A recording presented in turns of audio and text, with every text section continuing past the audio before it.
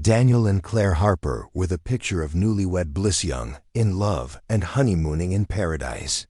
But just 10 days after saying "I do," Claire was dead, and Daniel was the only witness to what he claimed was a tragic accident. What no one knew then was that behind Daniel's calm demeanor and tearless grief lay a deadly secret, one that would unravel a terrifying pattern of betrayal, lies, and cold-blooded murder. Daniel and Claire Harper were the kind of couple that made people believe in fairy tales. They met during their sophomore year at university in Charleston, both majoring in environmental science. Their love story was quiet and steady, built on shared passions, long hikes, and weekend volunteer work. Claire was the more outgoing of the two, full of energy and charm, while Daniel was calm, methodical, and always the one to think things through. Their friends often joked that they balanced each other perfectly, fire and ice, yet completely in sync. When Daniel proposed after 5 years of dating, no one was surprised. He arranged an elaborate hot air balloon ride where he popped the question as the sun dipped below the horizon. Claire said yes with tears in her eyes, and the engagement photos that followed painted a picture of a couple deeply in love. Their wedding was held in a restored plantation house just outside the city, surrounded by oak trees draped in Spanish moss. It was the kind of day people dream of, elegant, joyful, and filled with laughter. Guests talked about how Daniel and Claire never left each other's side, and how their first dance felt more like a scene from a movie than real life. For their honeymoon, they chose Fiji, a decision that seemed to capture their love for adventure and the outdoors. They booked a private villa at a high-end resort located on one of the quieter islands, known for its cliffs, coral reefs, and breathtaking ocean views. The villa had everything: its own infinity pool, a secluded beach, and personal staff. Claire immediately began posting snapshots on social media, pictures of the two of them sipping cocktails under palm trees, snorkeling in clear blue waters, and watching fiery sunsets hand in hand. To anyone watching online, their honeymoon looked like a dream, but there were small signs, barely noticeable at first, that not everything was as perfect as it seemed. A few of Claire's friends mentioned she had been more reserved than usual in the weeks leading up to the wedding. One friend recalled a late-night phone call where Claire sounded unsure, even afraid, but quickly brushed it off as pre-wedding nerves. Still, no one imagined anything sinister. After all, Claire and Daniel had always seemed so steady, so right for each other. At the resort, the staff remembered Claire as friendly and cheerful, always chatting with waiters and complimenting the chefs. Daniel, on the other hand, came across as distant. He rarely smiled, often looked at his phone, and sometimes wandered off alone. A bartender noted that the couple didn't seem as affectionate in person as they appeared online. On their 9th day in Fiji, the couple had a quiet dinner by the water. Claire looked tired, and Daniel seemed distracted. The next morning, she was dead. News of Claire's sudden death sent shockwaves through their small community back home.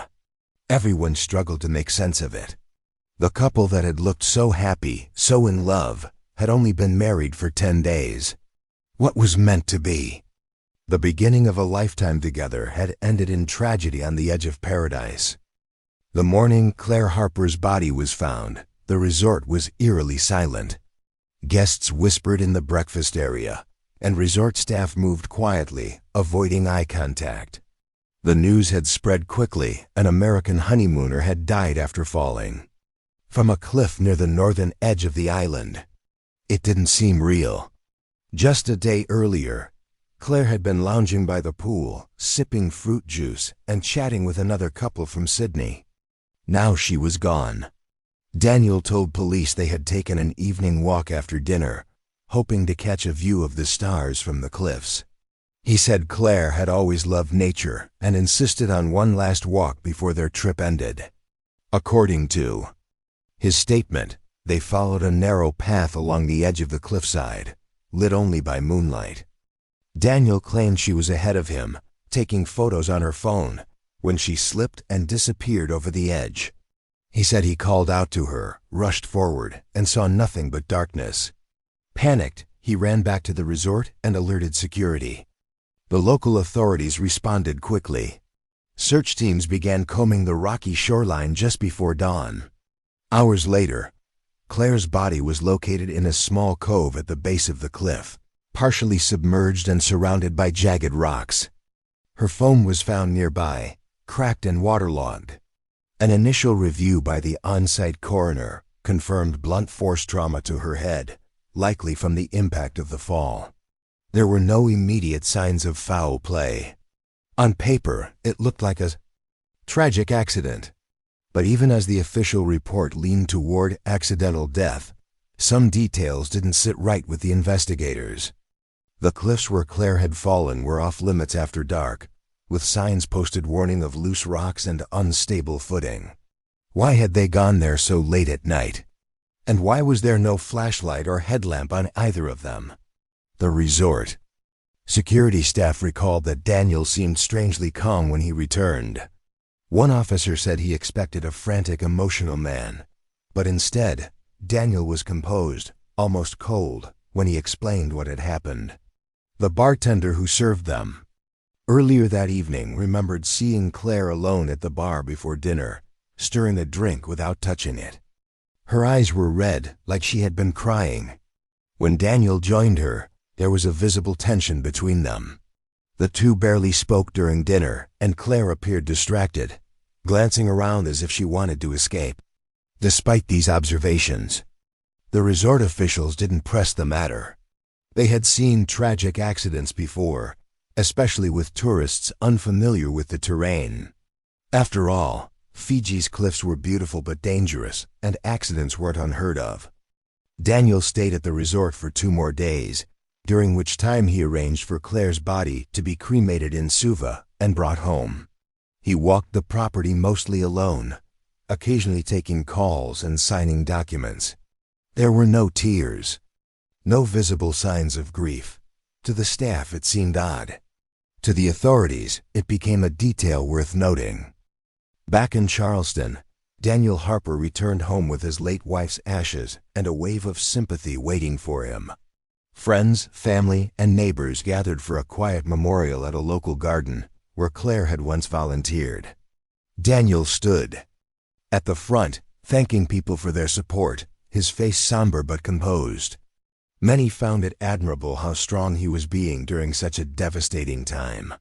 But beneath the surface, suspicions were already starting to form.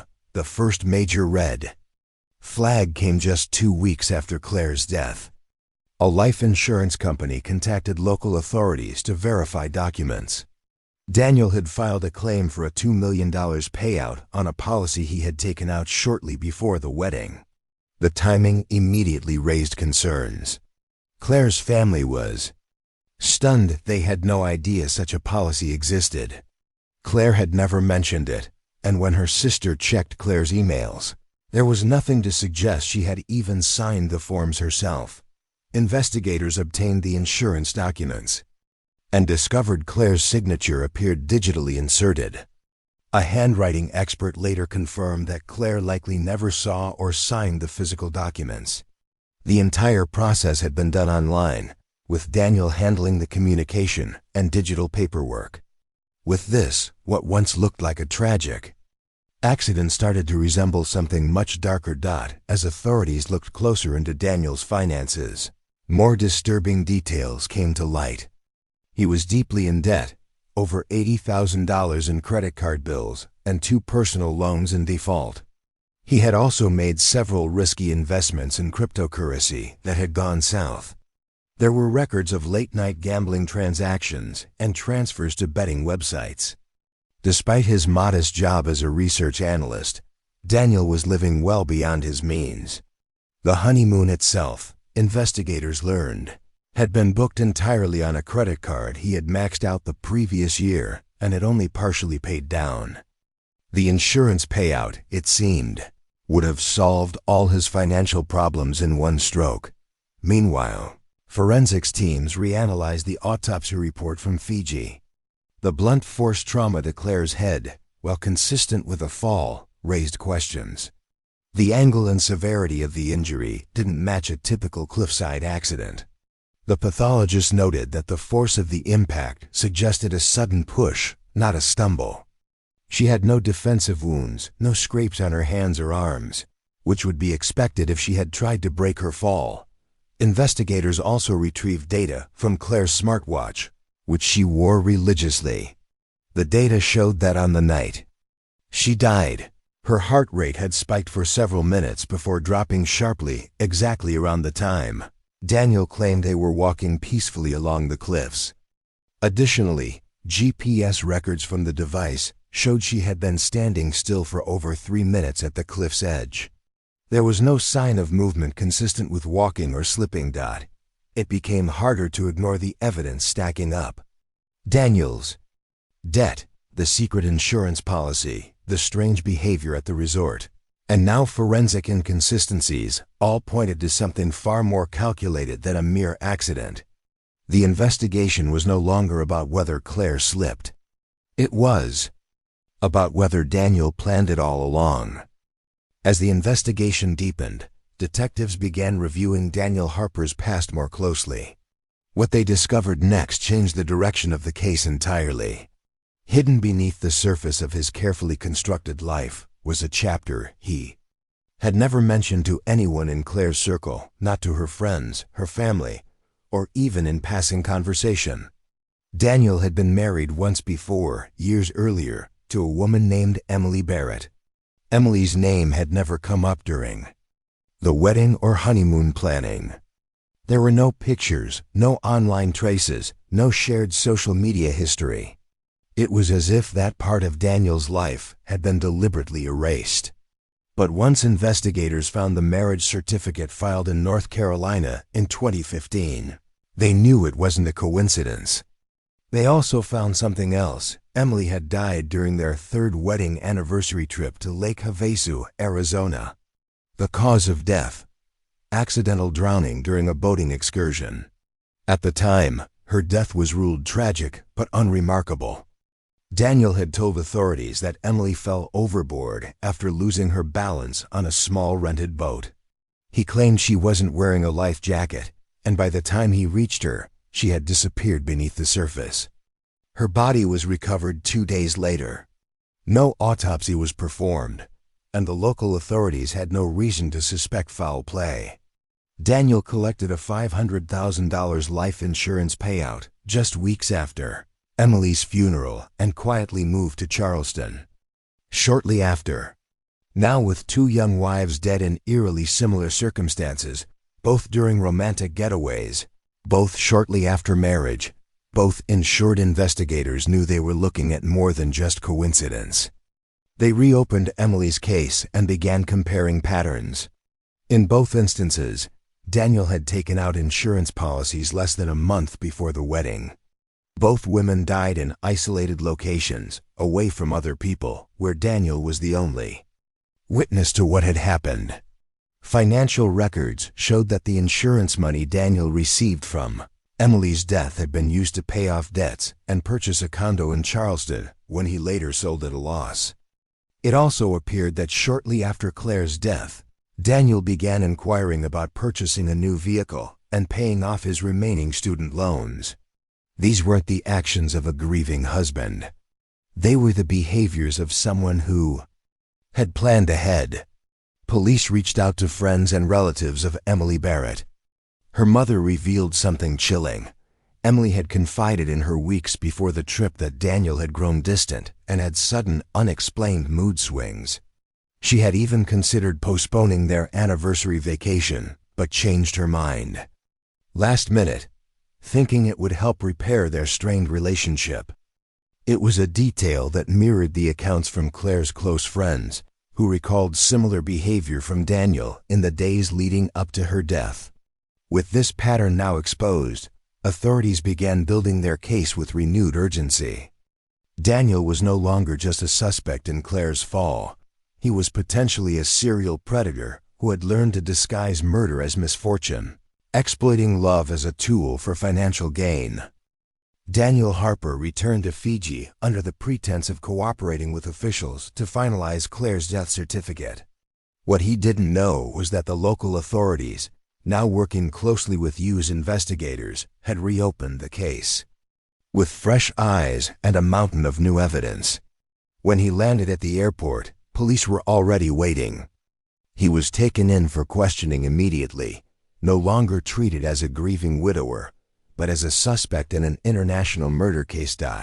As detectives laid out the inconsistencies in his story, Daniel maintained his original account. Claire had slipped. It was an accident, and he had done everything he could to get help, but the evidence said otherwise. A forensic reconstruction team had mapped the fall site in detail and found that the ledge where Claire had stood was far more stable than Daniel claimed. The drop was steep, but not especially dangerous for someone simply standing or walking. The only way Claire could have fallen in the manner she did was if someone had forced her. The smartwatch data, which tracked her every movement in the minutes leading up to her death, contradicted Daniel's timeline. Claire had stopped moving for over 3 minutes near the cliff edge. She wasn't walking. She wasn't adjusting her footing. She was still possibly frozen in fear. Then suddenly, her heart rate spiked, her GPS location shifted slightly, and then vanished as she went over. There was no stumbling, no detour, just a sudden and violent end to her data trail. More disturbing was the resort surveillance footage. Cameras mounted discreetly along walkways showed Daniel returning from the cliffs alone. His pace was normal, not frantic, and he didn't seek help immediately. In fact, there was a gap of nearly 20 minutes between the last known movement on Claire's watch and Daniel's approach to the reception desk. The delay raised new questions. What had he been doing in that time, and why hadn't he acted sooner? Then came the most incriminating piece: Daniel's internet search history, recovered from cloud backups. Days before Claire's death, he had searched terms like, "How long does it take to collect life insurance?" "Accidental death payout," and even cliff accidents in Fiji. It painted a picture of premeditation he hadn't acted in. The heat of the moment, he had planned it. Faced with the mounting pressure, Daniel eventually signed a written confession. He claimed he hadn't meant to kill her, that it was an argument that got out of control, that she had threatened to leave him, and he panicked. But prosecutors weren't convinced. The motive was clear: money. His debt, his financial ruin, and his growing desperation had pushed him to eliminate the one person who trusted him the most. Daniel was extradited to the United States to stand trial. The courtroom was filled with Claire's family, wearing her favorite color in her memory. The jury found him guilty of first-degree murder. He was sentenced to life in prison without the possibility of parole. The case closed a horrifying chapter, but left behind scars that would never fully heal. Claire's death became a reminder that evil can hide behind the most convincing smiles, and that justice, no matter how far away it begins, can still find its way home.